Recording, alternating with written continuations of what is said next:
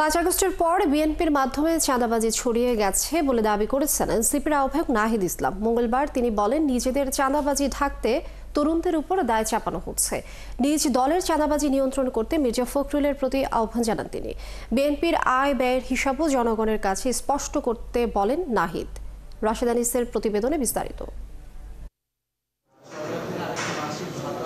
টাঙ্গাইলে শহীদ পরিবারের সাথে সাক্ষাৎ করে জুলাই যাত্রার 29তম দিনের কর্মসূচি শুরু করেন দলটির আহ্বায়ক নাহিদ ইসলাম।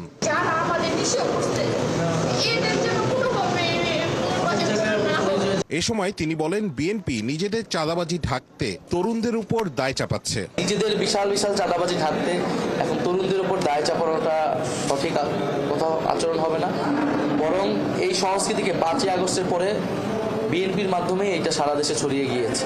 তিনি আরো বলেন যে চাঁদাবাজির অর্থনীতির ভিত্তিতে রাজনৈতিক দলগুলো পরিচালিত হয়, সে অর্থনীতি ভেঙে দিতে হবে। চাঁদাবাজির এই অর্থনীতিকে ভেঙে দিতে হবে, যে অর্থনীতির উপর ভিত্তি করে রাজনৈতিক দলগুলো পরিচালিত হয়, এবং এই সংস্কৃতিটা পরিবর্তন করে সব দলকে এগিয়ে আসতে হবে।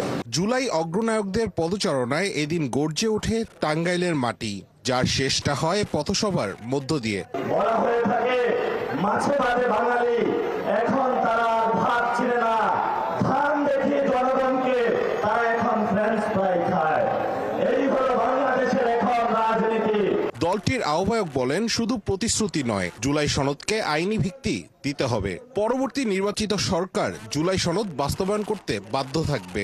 আমার এই সংগ্রামী টাঙ্গাইলে আমরা আমাদের ভাই মারুফকে হারিয়েছি। রাশেদ আনিস, 71, টাঙ্গাইল।